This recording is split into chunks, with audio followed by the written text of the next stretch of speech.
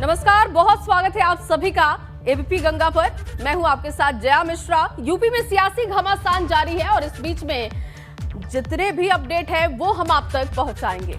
नमस्कार, मैं हूं आपके साथ अनु सिंह और अब बारी है 5वें चरण की, जिसके रण में सियासी दिग्गज एक दूसरे पर निशाना साध रहे हैं। आज भी प्रचार के लिए दिग्गज मैदान में उतरेंगे और एबीपी गंगा आपको यूपी चुनाव से जुड़ी हर खबर का अपडेट बताएगा। सुबह की सियासत से जुड़ी हर तस्वीर और उनके मायने भी समझाएगा। बिल्कुल, तो चलिए जया अब बुलेटिन की शुरुआत करते हैं।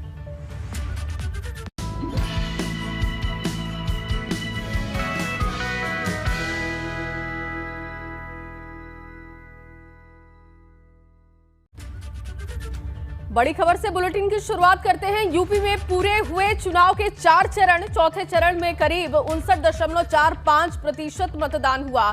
सबसे ज्यादा लखीमपुर खीरी में 65.54 वोटिंग प्रतिशत है। सबसे कम राजधानी लखनऊ में वोटिंग हुई है। यहां का जो मत प्रतिशत है वो है 55.92%। चौथे चरण में 624 प्रत्याशियों की किस्मत का फैसला हो चुका है। सबसे ज्यादा लखीमपुर खीरी में वोटिंग हुई है और सबसे कम राजधानी लखनऊ में हुई। मात्र 55.92% लोगों ने ही यहां वोट कास्ट किया है।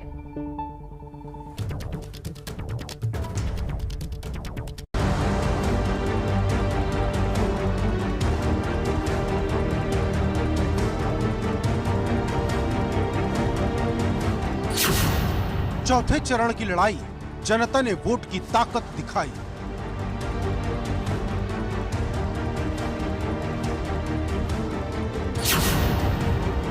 चक्रव्यूह का चौथा द्वार, कौन करेगा बहुमत का आंकड़ा पार। यूपी के 9 जिलों में 59 सीट पर चौथे चरण का मतदान खत्म हो गया। जनता ने अपने वोट से राजनीतिक दलों के भाग्य का फैसला लिख दिया और यह फैसला उस लखनऊ में भी हो गया जिसे जीतने की जंग लगातार हो रही थी। लखनऊ की 9 सीट समेत सभी 59 सीट पर 624 उम्मीदवारों की किस्मत ईवीएम में कैद हो गई। 266 प्राथमिक विद्यालय जसवंतपुर पर पुनर्मतदान शांतिपूर्ण संपन्न हो गया है। उक्त मतदेय स्थल पर सायं 5 बजे तक 73.67% मतदान हुआ है। चुनाव पूरी तरीके से शांतिपूर्ण तरीके से संपन्न हुआ। हालांकि इस बार मतदान की रफ्तार पिछली बार के मुकाबले कम रही, जबकि 2017 में इन 59 सीटों पर 62.70% मतदान हुआ था।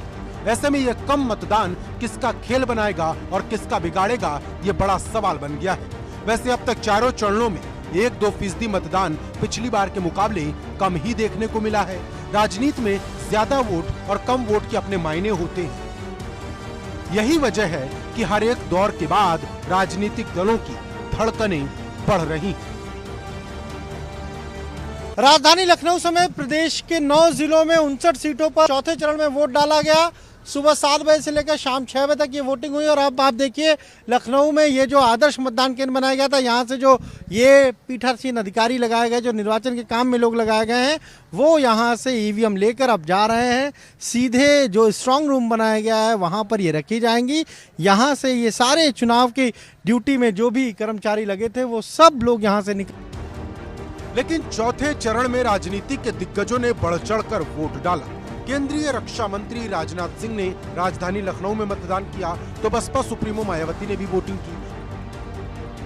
योगी सरकार में मंत्री मोहसिन रजा, केंद्र में मंत्री कौशल किशोर, बसपा के महासचिव सतीश चंद्र मिश्रा, उन्नाव से भाजपा के सांसद साक्षी महाराज, रायबरेली की सदर सीट से भाजपा के उम्मीदवार अदिति सिंह समेत दिग्गजों ने वोट डाले। कि बहुजन समाज पार्टी की जो सरकार है वो आज के फेज खत्म होते होते पूर्ण बहुमत की सरकार बनना निश्चित हो गई। ये सबको पूरे प्रदेश को मालूम हो जाएगा। इस मतदान के साथ ही यूपी में 4 चरणों की लड़ाई खत्म हो चुकी है। अब सबको इंतजार 10 मार्च की तारीख का है, जब लॉक हुए सभी ईवीएम खुलेंगे और पता चलेगा जनता ने किसका खेल बिगाड़ा और किसका खेल बना दिया। Bureau report, ABP Ganga. तो जया 624 प्रत्याशी थे जिनकी किस्मत का फैसला कल ईवीएम में कैद हो चुका है। कल चौथे चरण के लिए अब मतदान पूरे हो चुके हैं और जो मतदान का रिजल्ट रहा है वो अब 10 मार्च को ही सामने आएगा। बिल्कुल, लेकिन कुछ प्रत्याशियों में कुछ ऐसे चेहरे भी शामिल हैं इन प्रत्याशियों में जिनकी हार जीत उनकी पार्टी की साख का सवाल साबित होगी और ऐसे ही कुछ दिग्गज चेहरों पर ये रिपोर्ट हम अपने दर्शकों को दिखाते हैं।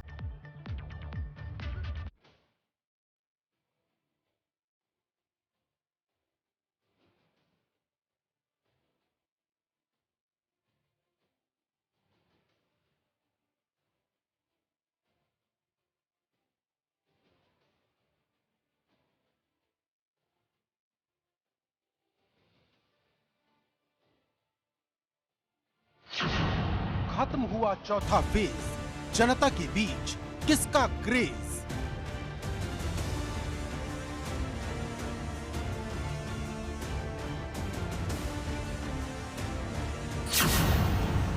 ईवीएम में लॉक हुई दिग्गजों की किस्मत।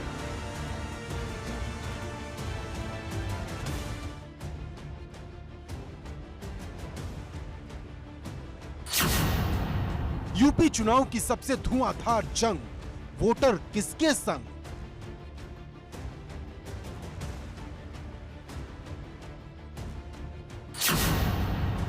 तीन केंद्रीय मंत्री और यूपी के 4 मंत्रियों की सबसे बड़ी परीक्षा।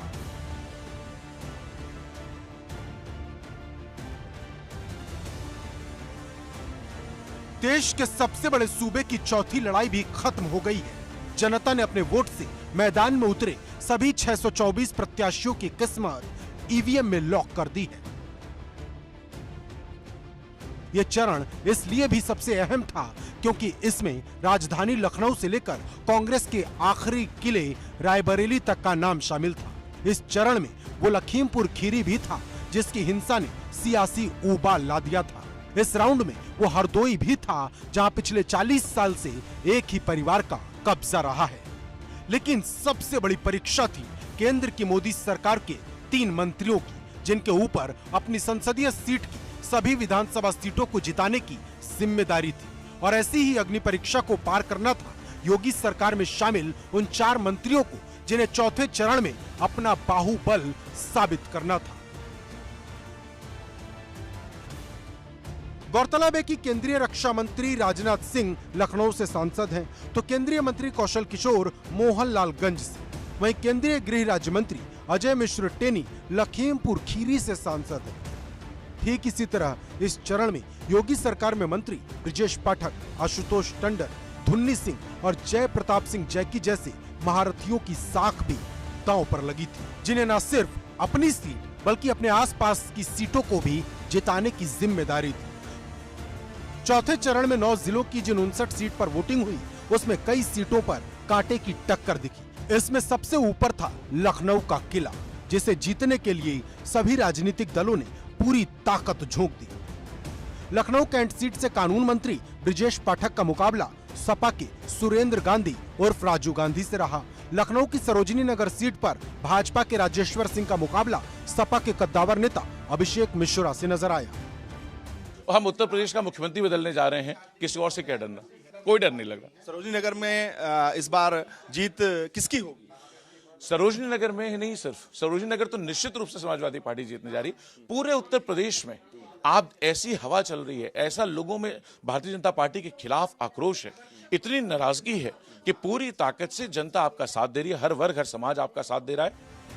लखनऊ पूर्व सीट पर योगी सरकार में मंत्री आशुतोष टंडन की टक्कर सपा के प्रवक्ता अनुराग भदौरिया से थी। कांटे की टक्कर तो हरदोई की सदर सीट पर भी दिखी, जहां पिछले 40 साल से नरेश अग्रवाल के परिवार का कब्जा है। 2017 में भाजपा की प्रचंड लहर के बाद भी यह सीट सपा के सिंबल पर नितिन अग्रवाल ने जीत ली थी। इस बार नितिन अग्रवाल भाजपा का कमल खिलाने का दावा कर रहे हैं, जिनके सामने सपा के अनिल वर्मा मैदान में थे। कमल तो खिल ही गया है और हरदोई में ही नहीं बल्कि पूरे प्रदेश में कमल खिलने जा रहा है। मैं जो देख रहा हूँ प्रदेश में जिस तरीके से लोगों का उत्साह प्रदेश की सरकार के प्रति, योगी जी के नेतृत्व के प्रति है, मोदी जी के नेतृत्व के प्रति है, फिर से 300 पार हम होने जा रहे हैं और पूर्ण बहुमत की सरकार बनने जा रही है। रायबरेली की सदर सीट पर भी मुकाबला कड़ा था, जहां भाजपा के अदिति सिंह, सपा के राम प्रताप यादव और कांग्रेस के मनीष सिंह के बीच टक्कर नजर आई। इस चरण में लखीमपुर हिंसा का भी टेस्ट था। यहाँ की निघासन सीट पर भाजपा के शशांक वर्मा और सपा के एसपी कुशवाहा के बीच कांटे की टक्कर देखने को मिली। लेकिन मुद्दे की बात यह है कि चौथे चरण की अग्नि परीक्षा में कौन पास होगा, क्योंकि 2017 में भाजपा गठबंधन ने 59 में से 51 सीट जीत ली थी और लखनऊ का रास्ता इसी चरण में तय कर लिया था। यही वजह है कि इस चरण को दूसरा हॉट राउंड माना जा रहा था, क्योंकि जो इस चरण को जीतेगा वही बनेगा यूपी का सबसे बड़ा boss. Bureau report, ABP Ganga.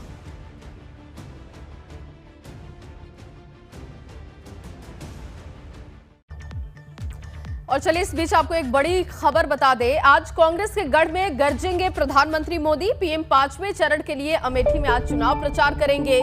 संगम नगरी प्रयागराज में आज पीएम की रैली होगी। अमेठी में पीएम 3 जिलों की संयुक्त रैली करने वाले हैं। प्रयागराज में रैली में प्रतापगढ़ के प्रत्याशी भी शामिल होंगे। 5वें चरण के लिए ताबड़तोड़ रैली कर रहे हैं प्रधानमंत्री मोदी। बिल्कुल, पीएम मोदी अमेठी में अब सुल्तानपुर और रायबरेली के लिए भी प्रचार करेंगे। आपको बता दें कि रायबरेली की सलोन सीट पर 5वें चरण में मतदान है। बाकी सीटों पर कल की चौथे चरण में मतदान हो चुका है। वहीं प्रयागराज में दूसरी रैली को भी पीएम संयुक्त रूप से संबोधित करेंगे। इस रैली में प्रतापगढ़ के प्रत्याशी भी शामिल होंगे। तो कल ही जहां प्रियंका गांधी भी अमेठी में रोड शो कर रही थी और आज प्रधानमंत्री नरेंद्र मोदी 3 जिलों में संयुक्त रैली करेंगे। जहां आज प्रधानमंत्री नरेंद्र मोदी प्रयागराज पहुंचकर 5वें चरण के लिए प्रचार करेंगे, तो वहीं कल कौशाम्बी में पीएम मोदी ने अखिलेश यादव पर जमकर निशाना साधा। दरअसल एक दिन पहले ही 5वें चरण के प्रचार के लिए सपा अध्यक्ष अखिलेश यादव भी कौशाम्बी आए थे और कौशाम्बी में सपा के मंच पर अखिलेश के द्वारा गौतम बुद्ध की प्रतिमा न लिए जाने पर पीएम मोदी ने अखिलेश यादव पर हमला किया। पीएम मोदी ने कहा कि मैं कल कौशाम्बी का एक वीडियो देख रहा था कि ये घोर परिवारवादी किस तरीके से दलितों का अपमान करते हैं। पीएम ने आरोप लगाते हुए कहा कि इन परिवारवादियों को भगवान गौतम बुद्ध की प्रतिमा स्वीकार नहीं है। इन्हें पीएम ने दलितों के अपमान से भी जोड़ा।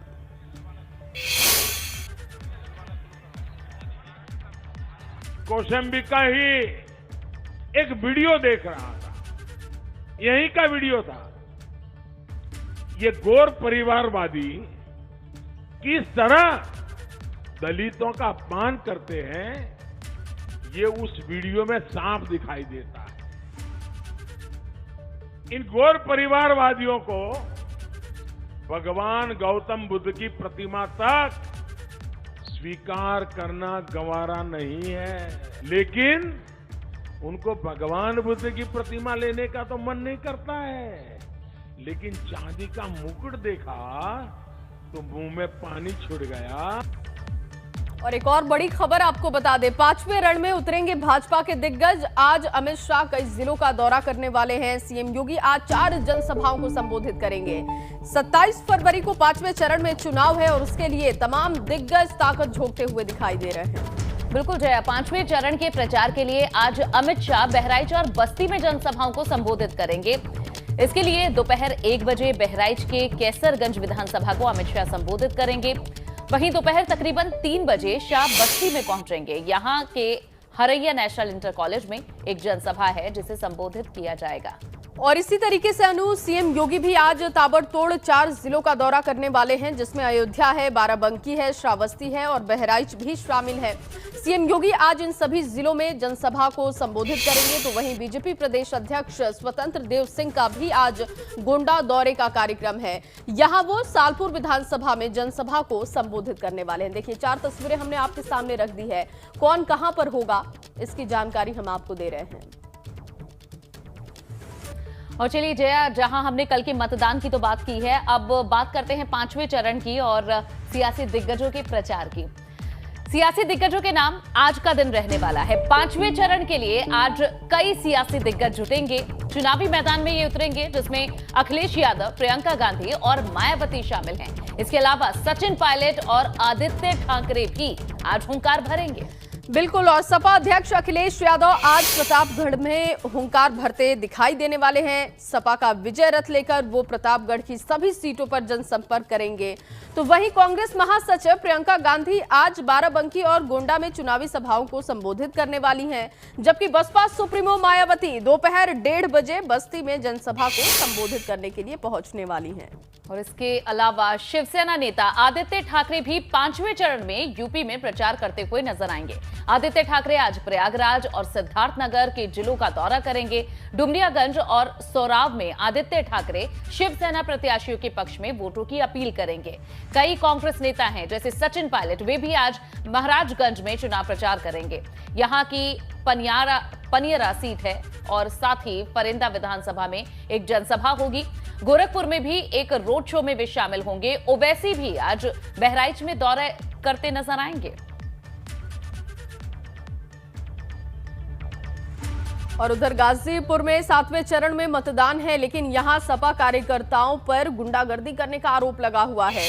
बता दें आपको कि इसके बाद भाजपा नेताओं ने आरोपियों के खिलाफ कार्रवाई की मांग करते हुए थाने में ही धरना प्रदर्शन किया।